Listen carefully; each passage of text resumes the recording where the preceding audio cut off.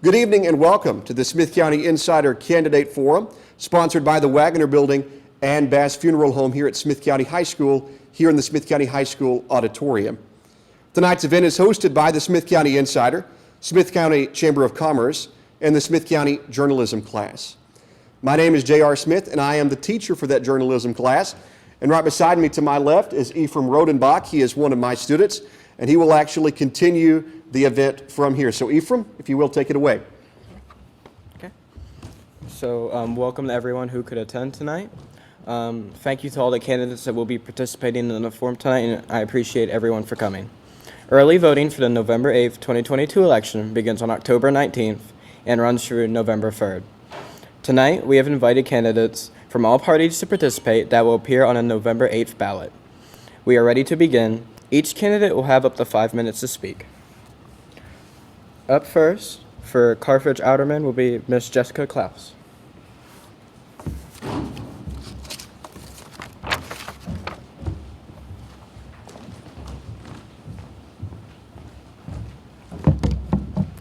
Hi everybody, my name is Jessica Klaus and I have lived in Carthage for almost 12 years now.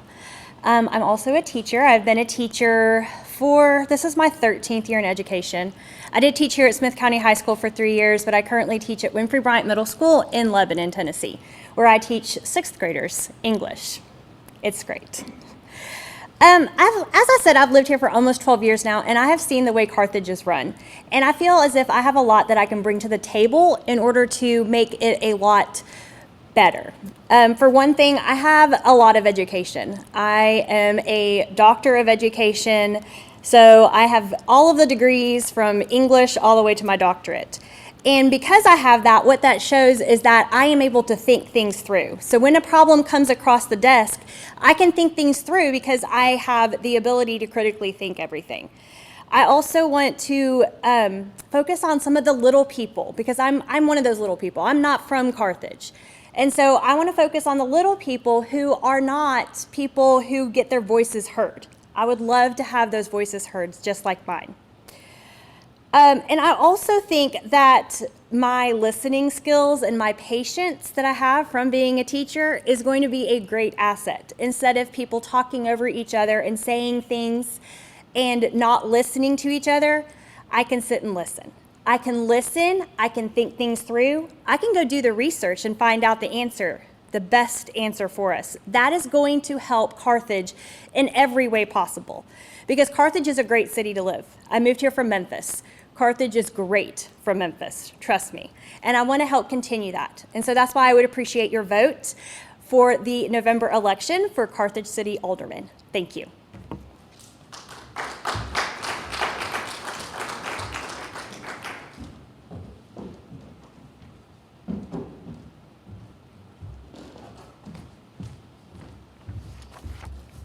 Next up is Mr. Sam Gray for Carthage Alderman.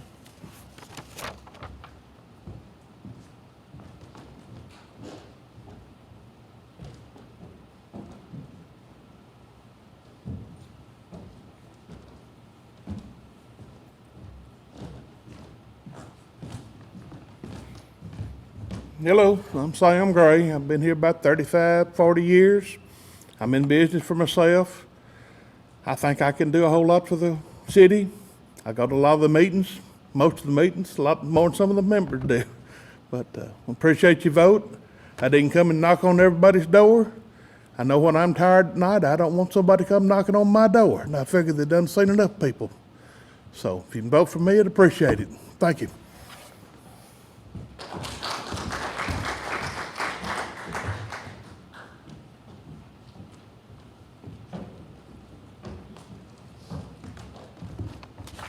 Okay.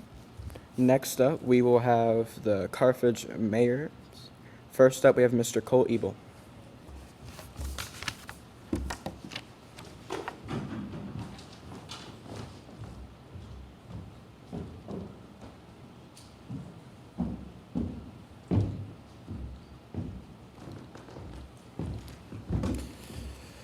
Hey everybody, I'm Councilman Cole Ebel is my official title, I guess, right now in the government. I've been a resident of Carthage for 4 years, on the City Council of Carthage for 4 years. I've been I've been a resident of Carthage for 5 years, and I've been love where I live. This is my community. I've got 2 businesses here. I employ over 20 people here, business is a big part of our downtown. It's a big part of our revenue. So I'm pretty focused on growing business, and usually the best way I feel to grow business is usually get the government out of the way. Most of the time I see the government getting in the way of business, so it's my job to keep things transparent and show everyone what's going on, and let you decide. I'm running for office just because I just have a passion for my community and for getting information out, and I've not been a big fan of the backdoor deals that go on around here. I own Ebel's Tavern, great restaurant. I also own Cumberland Cannabis. We're a dispensary and a wholesale distribution company, and served in the Army for about 8 years, about 12 years ago. And I just want to do my part to give back, and hope you all vote for me. Thank you so much.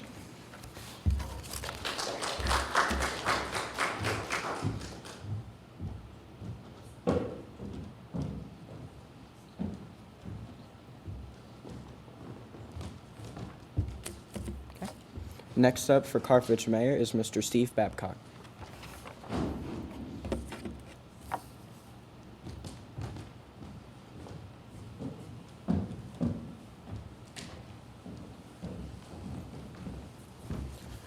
Good evening, everyone. My name is Steve Babcock. I'm running for Carthage City Mayor.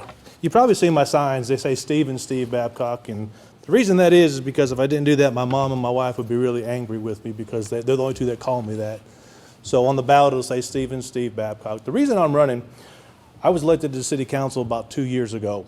And I noticed right off the bat that things were not functioning properly in our meetings. Things were just unorganized. There was no information coming out. Basically, people were watching our meetings for entertainment. So I want to bring back the integrity and decorum to our meetings and also make them informative for our citizens. I don't want people to watch it grabbing popcorn and drinks. I want them to watch it to be informed, and that way they have a say of what's going on so they can input what's happening in our city. Plus, I want to incorporate the entire city. Main Street is not our city. Our city incorporates every house, every household in the city. So if you live in Eastland Heights, or you live down by the river, or you live on Main Street, your all's voices should be heard just like everyone else's voices. If I didn't make it to your house, it wasn't for the lack of trying. I knocked on quite a few doors. Mostly I set up appointments and talked to people. I'm still willing to come and talk to you whenever you're willing to talk to me. And I would appreciate your vote and support in the upcoming election.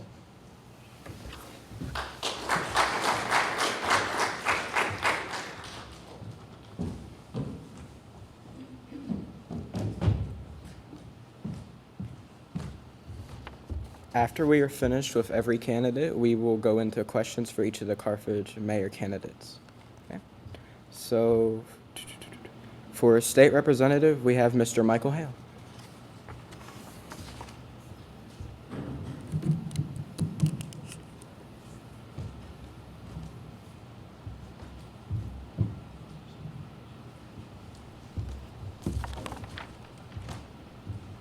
Good evening, folks.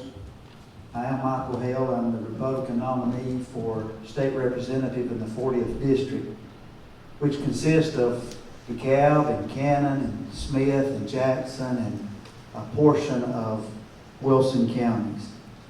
We're humbled by the vote and support that we received in the August primary, and I want to extend a special thank you for the love and the support and prayers that's been shown to our family. I'm married to Taylor Hale. We have 3 children, 2 grandchildren, and 1 on the way. We live in DeKalb County. We've lived in this district our entire lives. It's where we farm. It's where we own a business. It's where we worship. It's where we went to public schools. Our children went to school. Our son is a sophomore at DeKalb County High School. Our grandbabies go to public school. It's a district where we have family and friends in every county that makes up the 40th District. So from a childhood to today, this district that we call home has a world of memories for us. We've had a heart of serving people, and I've served people in the funeral business for the last 34 years. And so this is just another way that we're seeking to serve a greater number of people and make a difference in the lives of not just the people in the 40th District, but the state of Tennessee. I have the common sense and conservative values to represent our district. I am 100% pro-life and believe that life begins at conception. I'm a proud gun owner, member of the NRA, and have an AQ rating with the NRA, which is the highest rating that a non-incumbent can have. I'm a small business owner, member of the Chamber of Commerce, member of the NFIB, and I'm thankful to have the endorsement of the NFIB. I know what it's like to make a payroll. I know what it is to have the burdensome restrictions and government regulations, just as many other small businesses do. When you think about some of the issues that face our district and the state of Tennessee, one of the first things that we think about is education. My wife and I proudly support our public schools, our children, our teachers, and parents. We've given thousands of dollars of support to our local school sports programs, and I currently serve as, even though I don't have a child on the basketball team, I serve as the president of our local DeKalb County High School basketball booster program. We've helped do work projects, donated thousands of dollars in school supplies to back-to-school programs each year. We have immediate family members and friends that work in our public school system. We have the endorsement of over 80 public school teachers throughout this district that have endorsed our campaign. We need to look at ways that we can provide better technologies, better facilities, and more technical training in our rural counties. I will fight for the 40th District to have the best public schools possible, and that we show our appreciation that's due to our educators. We need to look at some schools in our district that are in flood zones and make sure that we address these safety concerns and make sure that these schools are replaced as needed. I stand with our law enforcement and our emergency personnel that put their lives on the line for our safety every day.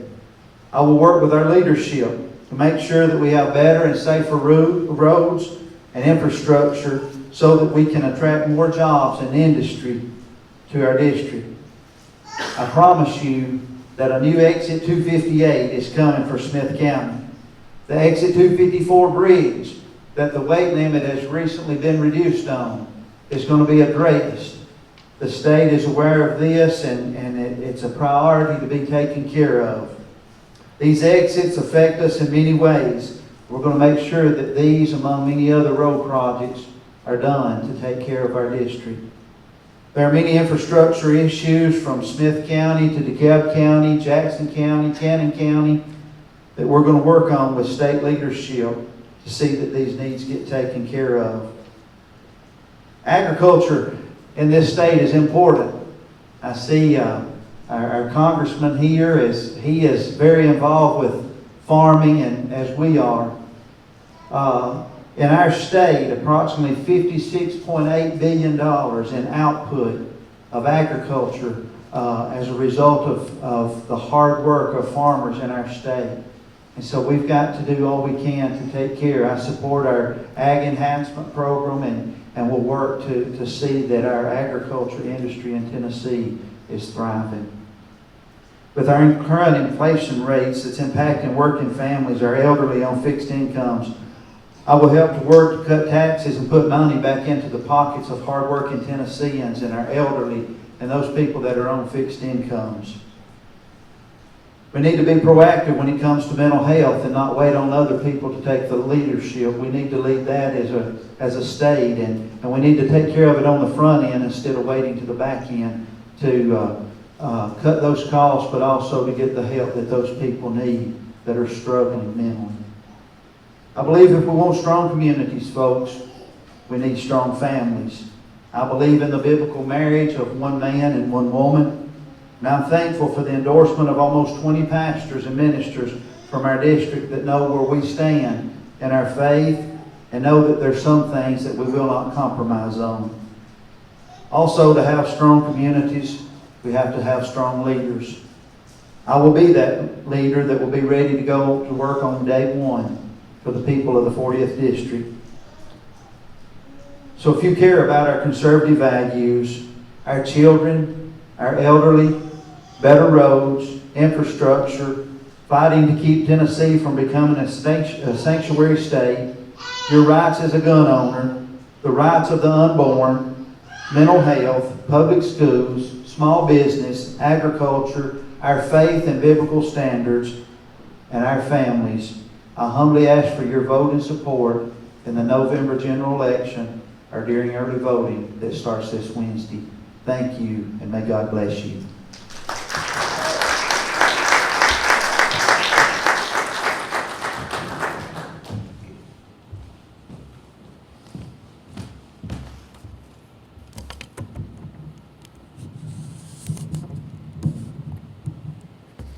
Next up, we have Mr. John Rose for the United States House of Representatives.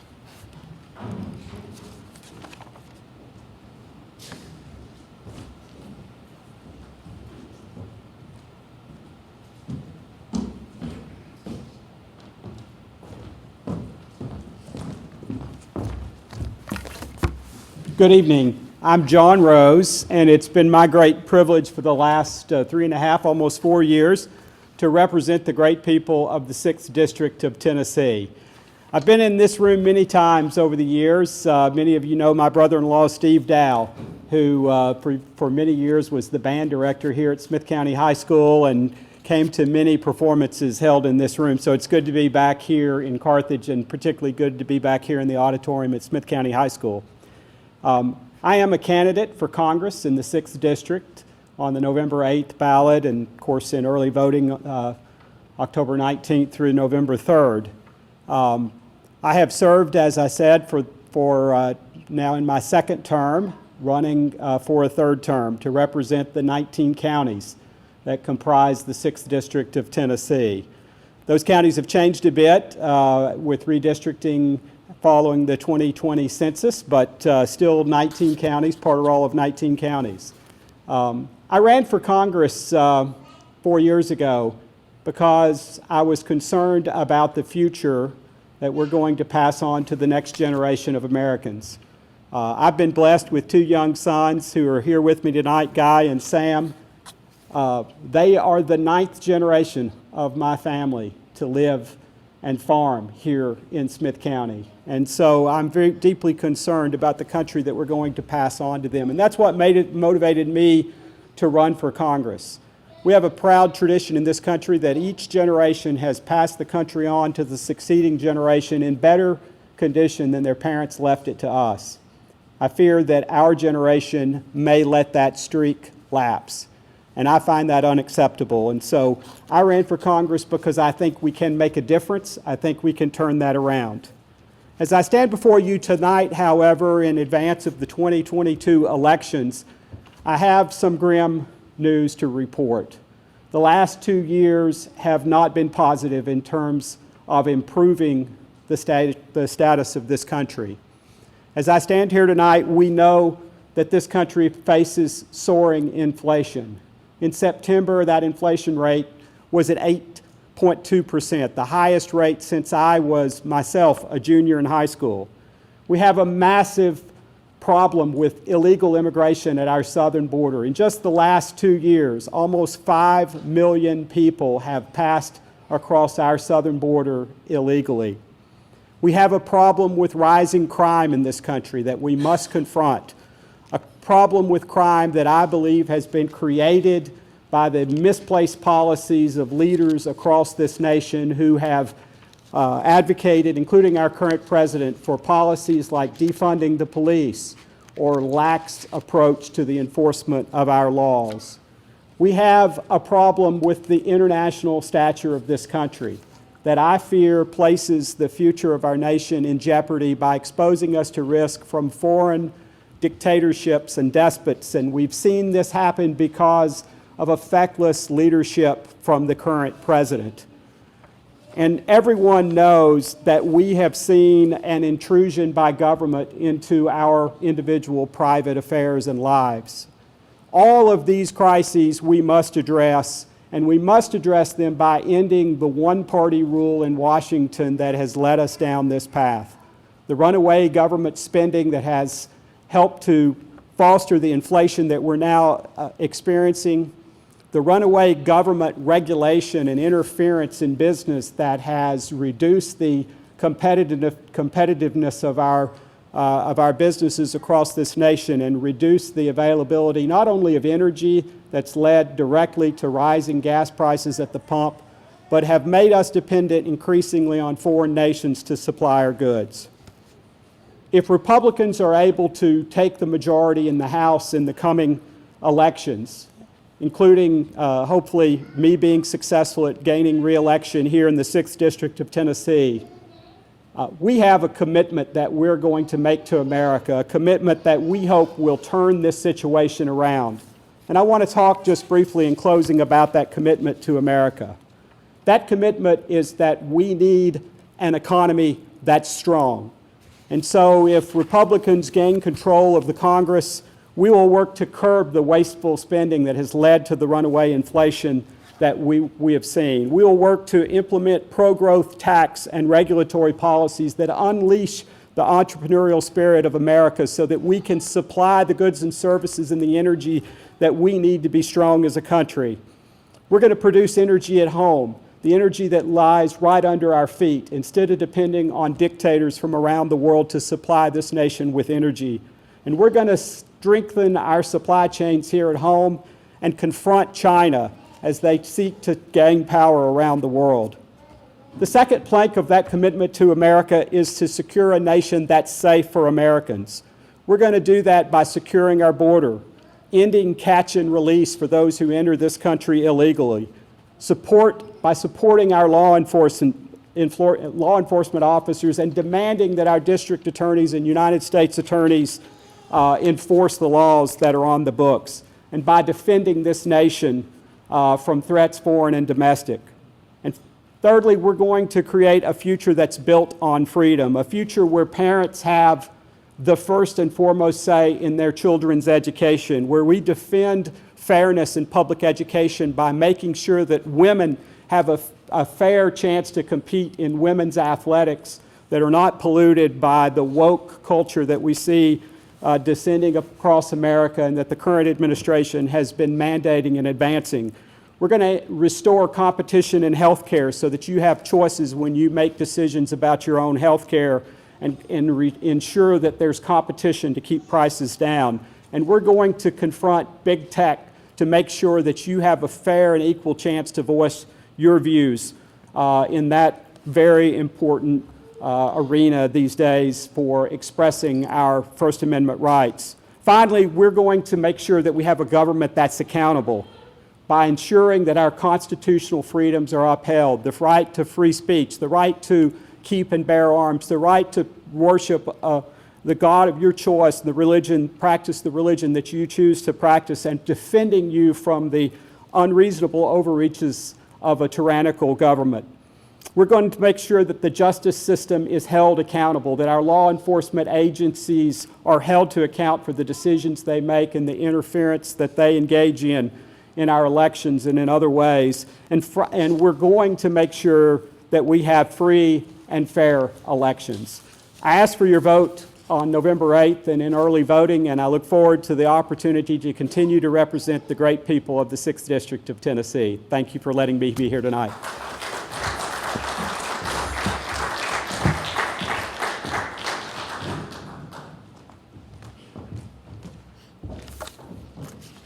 Are there any other candidates who are on the list that have not spoken? Seeing none, we will now move in to the Carthage Mayor Questionnaire. So, let me see. Yeah. So, questions for Mayor of Carthage candidates on October 17th at 2022 at the Smith County Insider Candidate Forum. Questions were drafted by students in the SCHS journalism class. Each candidate prior to the event have drawn 2 questions. So, first up, we have Mr. Cole Ebel.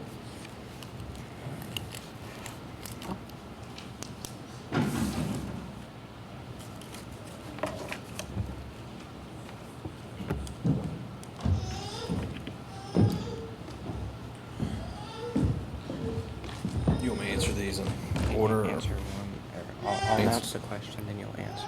Okay. And then. Yeah, gotcha. So the first question will be, why did you run for office this year? That's a good question. That's probably the most important question, so I'm glad I picked that one. Why did I run for office this year? It was really honestly a big continuation of why I ran for office the first time, and that was for transparency in government. When I moved to Carthage, everything was done behind closed doors. Meetings were a lot of decisions were made before the meeting. You still see a little bit of that going on now. Typically, I'll sometimes show up to special called meetings that people know just got canceled 10 minutes before, or just different things that are happening that most people aren't realizing what's going on. Transparency is a big thing in this government, in this city. It is every citizen's right to know what is going on, how it's going on, and what the details are should they ask on that transparency. Discussion and debate is a very important thing in our city government. There's been a lot of areas where we've had 2-minute, everyone's been voting for a 2-minute quorum where you're basically only allotted 2 minutes to speak. There's a lot of issues in this city that require a lot more than two minutes. Sometimes it takes months to make these decisions, but we're constantly pushing forward these 2-minute rebuttal sessions, and I'm all about decorum. I think we need to have decorum, but that decorum needs to spread across all council members and to the mayor. That needs to be equal. It doesn't matter whether you agree with that council member or disagree. Everyone has a right to speak because everyone has been elected. I was the #1 elected person for city council out of 6 people running last time around, and I have the right to speak there just as much as anybody. Communication is big, and that's not just communication between each other, but communicating to the community what's going on. Well, that could be bad news, but I'm sorry, but sometimes we have bad news. Could be good news. That'd be great. I like to share good news, but communication is key. Spending and revenue, that's a big thing too. Communicating what we're spending, how much revenue we're taking in, that's huge in this community. One of the other things too is why I'm running is I've got the experience. I've chaired several different committees. I've chaired several different boards. I've chaired a state party in the past. I've run several different businesses. I'm not a micromanager. I do not need to manage every single detail that you have in your job. If you're not doing your job, we should find someone else to do the job. Otherwise, we should leave people alone, get them what they need, and get out of the way. That's what leadership is. Leadership is also service. It is not being the boss. I'm not here to be the boss. I'm here to serve. The mayor position should be the lowest position in the government. It is there to serve the people. The people do not submit to the government. The government submits to the people. And I'm running for mayor to make sure that that idea is passed around. I'm just a regular guy. I'm going to make mistakes, but I'm not going to double down on mistakes because I don't have any political loyalties. I'm not a Democrat. I'm not a Republican. I don't work for the government. I don't have family that works for the government. My loyalty is to the people of Carthage because the people of Carthage elected me, and the people of Carthage have loved on me and my family. And so that's why I'm here, is to represent you and show that to you. And I'd also ask you to look at my actions. Don't listen to what I'm saying today, which I appreciate you doing it, but look at my voting record. See how I voted. See how your 3 candidates have lined up. Who's lined up with certain candidates and who's lined up against them. Who's lined up for the people and who's lined up for the government. I work for the people. I do not work for the government. So that's why I'm running for mayor of Carthage.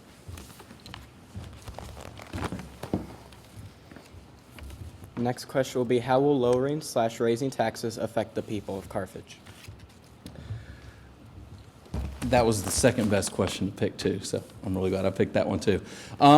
Well, taxes are, taxes are a big issue for me. We're overtaxed in Carthage. We are the highest taxed city. We are paying the highest property taxes of any city out there. And this is another thing. Look at my voting record. I have voted 3 times consecutively each year that we could vote on lowering property taxes. I haven't even received a second from the city council on that. That is an action. That is not a word. That is an action I have taken. Right now, your city of Carthage, and I will source our budget because I do read our budget. I pick clipboards of the budget on my wall of each department. That's how much I look at that budget. Each year, the city of Carthage has brought in 1.1, 1.2, $1.3 million of surplus revenue. That's not a rainy day fund. That's called you're overtaxed. You've got way too much revenue coming into a city government that doesn't require it. That's why I want to lower property taxes. You could lower property taxes 25 to 50%, and you'd still be close to $1 million in surplus revenue. It'd be a radical idea, but you could actually cut property taxes, city property taxes completely, and you'd still be in the 6-digit figures of over your revenue that's coming in. And this is all, you can source this on our budget, you can source this with our CMFO that we used to have. This is how it is. So I think that at the end of the day, you're better at spending your money than I am. It's not my job to tell you how to spend your money. You're better at spending it than we are. As far as it goes, with the money that we are receiving, we need to be very frugal with that money. We need to be putting needs out there instead of wants. If I've got a street full of people that didn't vote for me, but their infrastructure needs some major repairs, versus a street of people that did vote for me, that they don't need it as much, I'm going to go with the street of people that didn't vote for me. Why? Because that's ethical, and that's what we're running on. And if it costs me votes, so be it. I'm not here to do that. I'm here to do the ethical thing, to put needs instead of wants. Trust me, I have lots of wants, but wants need to be done by the private sector. Needs need to be done by the public sector where they're applicable. And that's basically what I have to say about taxes is we're overtaxed right now. So there's plenty of taxes we could be cutting. There's plenty of things that you could be spending money. And hey, if you're spending it locally with some of our local businesses, you can pump that back through our biggest revenue, which is sales tax. And that's more of a voluntary tax. So the more we can move towards that voluntary tax, hey, I'm all for it.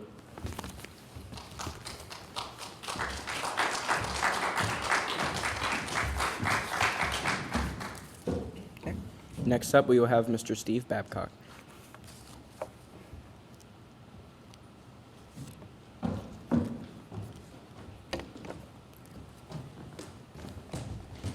Okay, first question will be, in your opinion, what is the biggest challenge facing our town today? Well, the biggest challenge facing our town today is our infrastructure. It's old. We've done a lot of studies. Our sewer system is in very bad shape. Our sewer plant needs to be replaced. And the surplus money that we have is going to have to be spent. We haven't spent any money on infrastructure. Our roads, every road in this city needs to be paved. If anyone can disagree with that, I'd like to see a hand on that, because it needs to be paved, no matter where you live. If you live on Hillcrest or if you live down on Park Avenue, those roads all need to be paved. They haven't been paved in like the last, I think it's 17 years, I think it's been since the last ones have been paved. I know there's a plan in place, we're going to pave Main Street. That's going to be a big addition. But the problem is we need to pave the roads that go into our neighborhoods that these people have to drive back and forth to go to work. If they can't go to work because their car's tore up, then they can't spend the money in our stores and pay the property tax. They can't pay the sales tax that's happening. The biggest thing that we need to do is start spending our money wisely. If we've got the money to spend, why aren't we fixing the things that need to be fixed? Why are we waiting for them to be completely broken and then make a plan? Let's make a plan now and move forward for the future. The second question will be, where will you allocate funds and what grants would you like to pursue? Fund allocation is, I've talked to a lot of people about this. My philosophy is going to be worst to first. I want our supervisors that work this area to say, this is the worst water line, we're going to fix that one first. And I have to agree with Councilman Ebel. It doesn't matter where you live or who you voted for. If your water line's the worst, it gets fixed first. If your road's worse, it gets fixed first. That's where the money needs to be allocated to the people that need the services because they paid the money in. As far as grants being pursued, I'd pursue any grant that we can get at a decent match in order to save the city money. My main focus is going to be on historical grants. I plan on trying to address the need by moving City Hall to the historic downtown courthouse. I've talked with the county mayor. We've worked out a kind of a tentative plan. If we can get historical grants to get it fixed up, we'll move the city offices over there, and then we'll move the police department over for the more room that they need, and it won't cost the city taxpayers a dime.